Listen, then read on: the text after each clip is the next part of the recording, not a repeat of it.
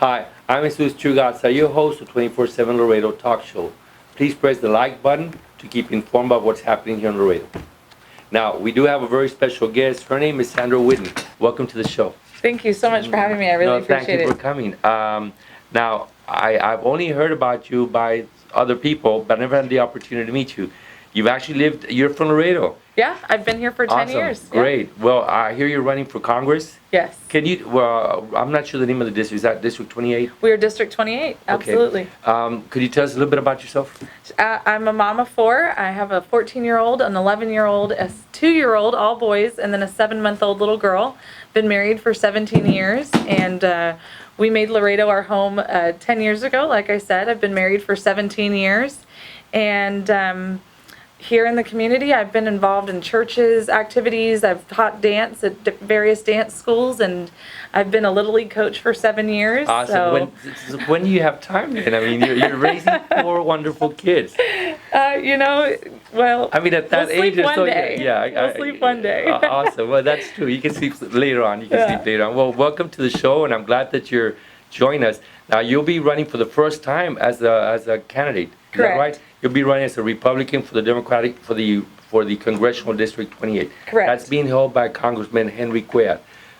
You told us a little bit about yourself. Is there a reason why you're running? Can you tell us why you're running? My number one reason for running is absolutely my kids. We have got to get our country back into the value system that we had growing up. I mean, we look around and there's no such thing as values anymore. We are afraid to say the national, sing the national anthem or to say the Pledge of Allegiance, and our kids are even almost afraid to pray in school anymore. And whether you want to pray or have a moment of silence or do nothing at all, we should still have that right. It's in the Constitution for us to have that right. And so it's time for us as parents to do what we teach our kids and to stand up for what we believe in. And when we see a bully, we have to stand up to a bully. And that's exactly what's happening in D.C. We're being bullied, and our rights and our freedoms are being just taken away daily. And it's time for us the silent majority, to stand up and stop being silent now. Well, Sandra, you'd be the only Republican running. Is that right, for the primary? That's what it's looking like right now. So you're actually going to be running all the way through next year, through November 2020, is that right? That's correct. What is a district? Could you tell the public how big is this district? So our district is very large. We're one of the largest in the state. We kind of touch part of Bexar County up near the Live Oak Converse area, come all the way down here to Laredo, and then all the way southeast to Hidalgo, Starr County. Right, so it's a pretty big portion of the border, and actually all the way past San Antonio. So it's a big section that we can have different groups of people living, because you literally are talking about more than 150 miles from across on both sides, pretty much. So it's a big area. Now, if you end up being selected as a primary, I guess the selection of the Republican Party, you'll be running against Congressman Cuellar, who's been in office for at least 25 years or so. Before I ask you what your thoughts are about that, I do need to ask you, though, what are your thoughts concerning what makes a good public servant? A good public servant, I don't really feel like there needs to be a magical formula. What really makes a good public servant is somebody who's honest, somebody who cares, somebody who is literally living life.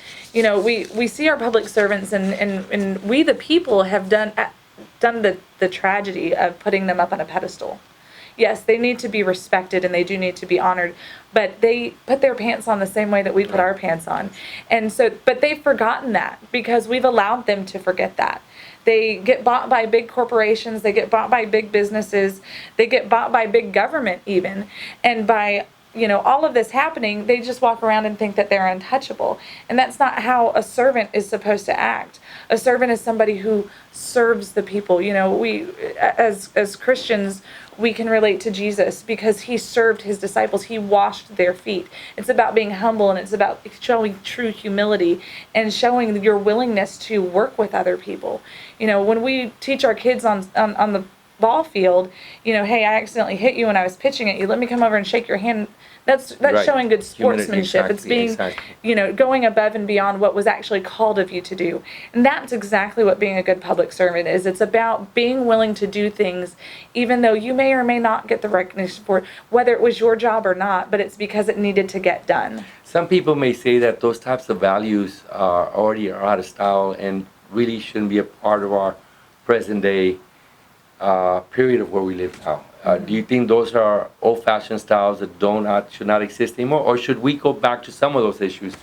What are your thoughts? Absolutely. Values should never go away. It's never a bad idea to hold the door open for somebody. It's never a bad idea to tell somebody thank you when they, pass you something, right? Common It's just decency. common courtesy. My 14-year-old, we always tease him because he will stand at the mall at Christmas time and just hold the door open. And we're like, come on, son, you can let go. And he's like, no, Mom, just one more person needs help. And that's just good values. That's teaching your kids that it's okay to help somebody. Saying please, saying thank you, sitting down and spending time with your grandparents. That's very, but values are so basic in terms of what we should provide to one another. That's part of being human, and I don't understand why some of those things have gone out of style. They've completely They should gone. never go out of style, actually. We have so many questions to ask Sandra about this congressional race, so please wait a few more minutes. We'll be right back with her. Thank you.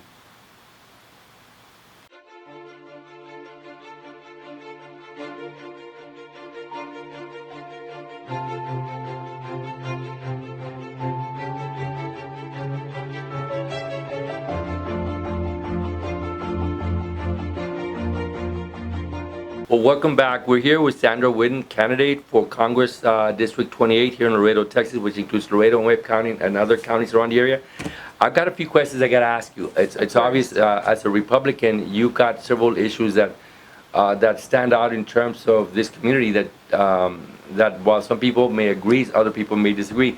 I guess this is where the polarization of our country begins. Starting with the very top, which is President Trump.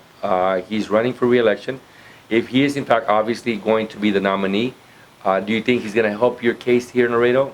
I think that President Trump has opened the door for me exactly because he was not a politician that came into this. He was a business owner who came in and said, this is where I can help. These are my strong suits. Allow me to do these things. And what we're seeing is an all-time number of jobs. The unemployment has decreased in a way that we never dreamed possible. Over 30 years. And so we're seeing that, and we're seeing welfare people coming up, people coming off of welfare. That's exactly what the welfare system was meant to do. It was not meant to be a lifestyle. Yeah. It was meant to be a crutch to help you get from point A to point B, because sometimes you needed an A and a half. Right. So that's what that system was there for. So having Trump at the top of my ticket, it's really, I don't think it's going to hurt me. You're saying he's going to have coattails. He's going to bring people in. He already has. Yeah. You see organizations already, Democrats for Trump, or LGBTQ for Trump, and things like that. So Trump opened the door because he was not originally a Republican. He was originally a Democrat. Yes.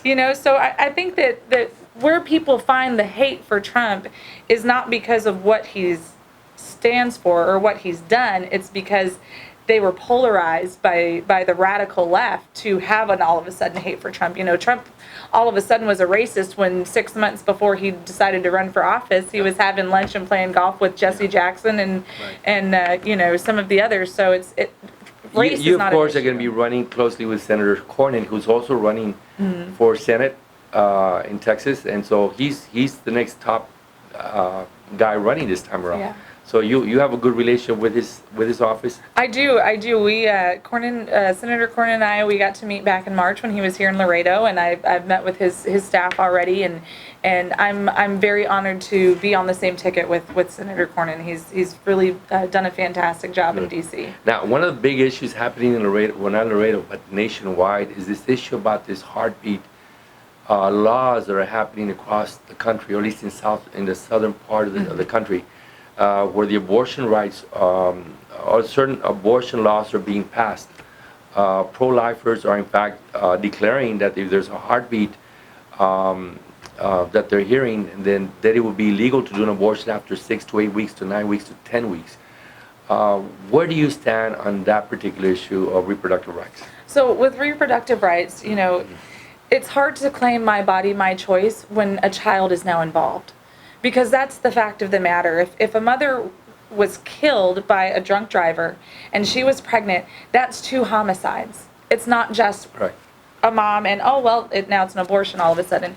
It shouldn't be a choice. What has happened is abortion became a form of birth control. And yes, we have the argument of, well, now we're not having the dumpster babies and things like that like we used to. But now we have another problem. Abortions are killing more people every single day than handguns are. The numbers we're in the 600 number range, 600,000 number range with abortions, and we're Right. in the 30,000 number But do you range with believe that handguns. there should be some exceptions as it relates to the health of the mother? I've had personal friends who've had to make those choices, and I thank God that I've never had to be in that position You've to had 4 beautiful decide. children, so I've had you've 4 never had beautiful that issue. children. I've had 2 miscarriages. I know the loss. I understand. I've had friends of mine who have carried those babies to term, not knowing whether they were going to live or their baby was going to live. I'm thankful that that's a choice that I've not had to make. What I'm not okay with is when those friends who are even put in that position Yeah. are having their doctors say, this is what you should do, just go ahead and just abort it. That's not, that's where we started losing values again. Right. When did we start playing God? I understand. I think that's going to be one of those issues that's going to be resonating at least the next 12 months, not only in the border, but everywhere else, because abortion continues to be one of those very hot button issues that some people are very pro-life. Obviously, some people are very in favor of abortion, and some people do believe in exceptions. So somewhere along the line, those issues are going to have to be discussed, and we'll find out what the answer is when the Supreme Court makes a ruling. But certainly, that's a hot issue. The other issue that I want to talk to you about is the wall, which is always one of those issues that we don't know if Laredo is going to be affected. The congressman just said recently, I believe last week, he said that the wall was coming to Laredo. I don't know what issues, that the wall was coming to Laredo. What is your view concerning that issue? The wall, it's hard. And even a lot of agents, I think, are a little bit divided, because one of the things that we need to remember is that when Donald Trump started talking about the wall, he said, I'm not looking for a coast-to-coast wall here. I'm talking about where we need it. Where you actually need it. You go to places like El Paso, absolutely. You go even to places like Starr County, absolutely. We need a wall in Starr County. We have angel families. For those of you who don't know what an angel family is, an angel family is somebody who has lost a loved one to an illegal alien that has been in the country, whether this is their first time being here, whether they've been here several times. They have lost a loved one. I got to meet and sit with some of the angel families a few weeks ago, and some of these families, one girl, she would be graduating high school this year, and she was hit by a driver. The driver was an illegal alien, and she died within minutes. I met 2 other families who their family members were maliciously killed, set on fire even, because they just decided they wanted to murder somebody that day. And even here in Starr County, we have landowners that are right there that are donating their land to the government, because they also are angel families, and they see what goes through their back door every day. So here in Webb County and in Zapata County and things like that, do we need a wall where it's comprehensible? Well, like on the northern part of Webb County, there's actually cliffs about 15, 20 feet up. Go to the max, to the max area. There are areas there where they can't climb that 15-foot, 20-foot area.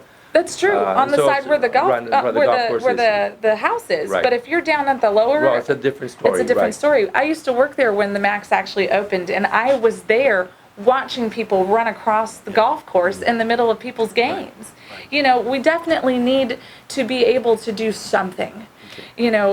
Would you consider, if somebody were to call a town hall meeting to talk about those issues, are you open for sitting down with people from Laredo or anybody else in the district to get their ideas, your thoughts, and see how you can fashion a remedy that's winnable or that's doable for all parties. Absolutely. I saw back at the beginning of the year, the city had put together an idea down near where the new mall is about maybe putting an 18-foot Right, wall there. that actually went to the legislature and it just did not pass. And that could have been a suitable that was a plan. great idea. And it would help for two things.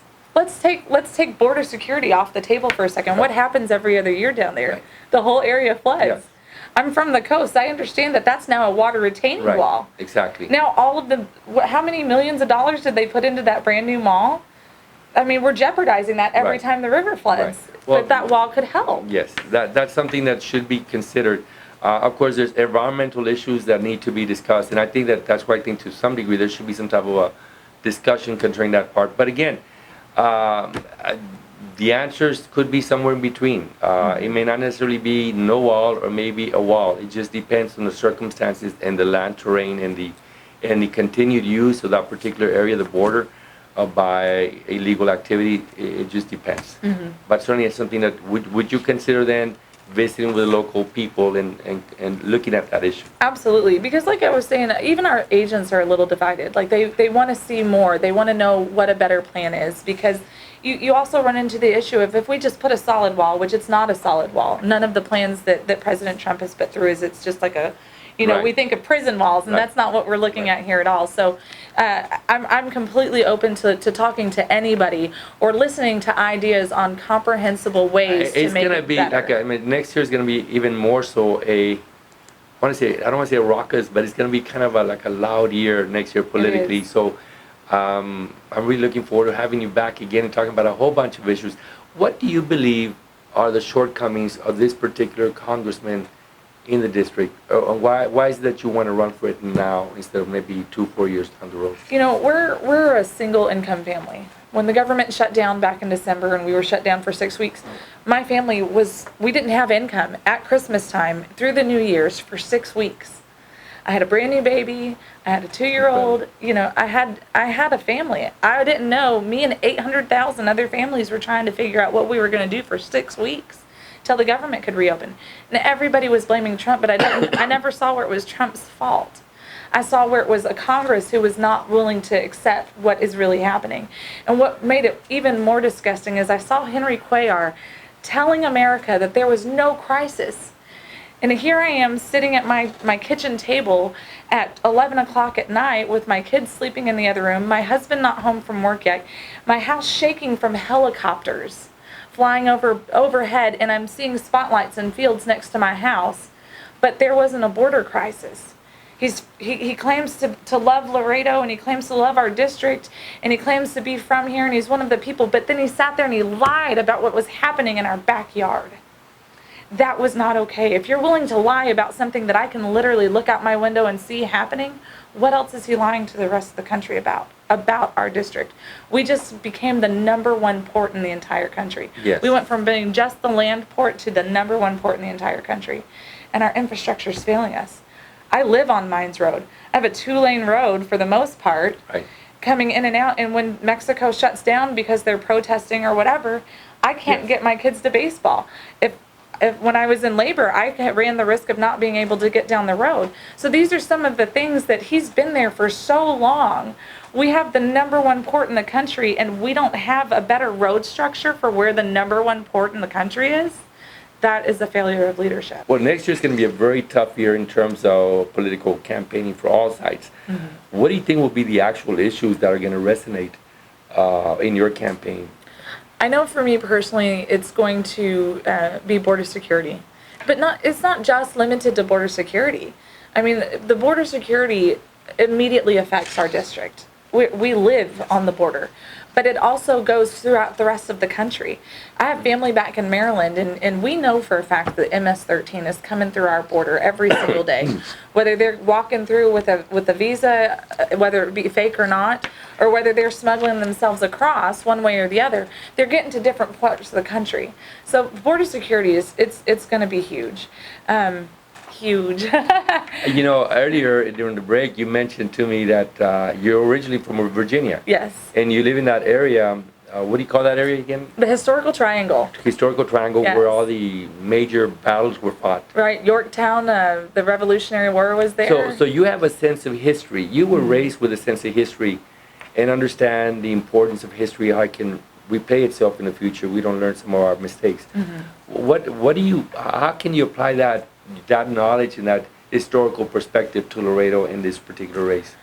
You know, I love to be able to relate history with each other. And here in Texas, we're very passionate about the Alamo. And really, the Alamo was the battle for Texas. It was, you know, the same kind of battle that we're honestly facing right now. Texas is the #1 battleground for the entire country this year. Nancy Pelosi called it. We've been calling it since, you know, the 2018 elections. Texas is going to be a pivotal point. And what we have learned in history is that if everyday Americans, everyday citizens, the defenders of the Alamo, they were everyday, ordinary folks just like me and you. I believe it was Davy Crockett and Travis, they were in their late 20s, early 30s. Yes. You know, literally, they were my age. And we look at them as some of the most revered people from history. And we look at Thomas Jefferson, and we look at, you know, all of the signers, Patrick Henry. They were all in their 30s. And these are the men and even the women in the background that were shaping and forming our country. We had so many women at the Alamo even. And so the way that we can bring this all back is it's time for us to stand up. Just like the Revolutionary Fathers did, just like the Alamo defenders did, it's time for us to stand up and say we're not going to take it anymore. We're not going to allow people with agendas to come in and take over. That's what happened, and that's why our Revolutionary Fathers stood up against the king, and that's why the Alamo defenders stood up against Santa Anna and his armies, because they were just trying to push an agenda. And you think that reflects on border security to some degree? Absolutely. And on certain issues like that? We see South Americans by literally the bus loads or the train loads even coming up, and they're just trying to take what is well, you know, ours. yesterday, just this week alone, there were over 1,000 Central Americans who crossed into El Paso en masse, in a group. And Border Patrol had to, they didn't have to round up anybody. They were already on this side, over 1,000 people. That had never happened, at least not in the last history, in the last 20, 30, 40, 50 years that I'm aware. That has ever happened. So it's certainly an issue that's going to resonate in our community, because the issue of immigration needs to be dealt with. We need to deal with it one way or another, and there has to be some type of compromise. Now, I take it you would be in favor of some type of compromise where all parties can walk out there and, you know, resolve some of these issues once and for all. You know, I think that we saw that Henry Cuellar was actually putting together a package, and I apologize because I didn't do my due diligence on where it's standing right now. But he wanted to send about $500,000 down to Central and South America to help curb what's going on. But the problem is the way that it was going to break down, it wasn't going to curb the problem. It wasn't going to fund where those funds needed to go to be able to educate people on how to come to America legally. We want legal immigration. My mother-in-law is actually a resident alien. She has to file her paperwork every so many years, and she came to the country the right way. And, you know, it's a slap in the face to every single American who came to our country the right way, whether they become a citizen or whether they stayed resident aliens. It's a slap in the face to just see people come in and bully their way across the border. Well, there definitely something needs to happen, because we can't continue to just have 1,000 people coming in across the border without any type of control. One of the issues that I've always believed, and again, when it comes to border walls and immigration issues, people get very emotional. And whatever comments we make can and will be used against you, because that's just the nature of the discussion. However, I really strongly believe that giving money to the countries of Honduras and Central America and all the other countries, I'm a big supporter of doing it. However, there has to be some strings attached. There has to be a sense of order. We just can't give money away. We gave away, or at least last time I heard, back in January, we gave over a lot of, I want to say, I don't know the exact amount, but it was an amount of about 500 million or so to Mexico concerning immigration and how to handle immigration.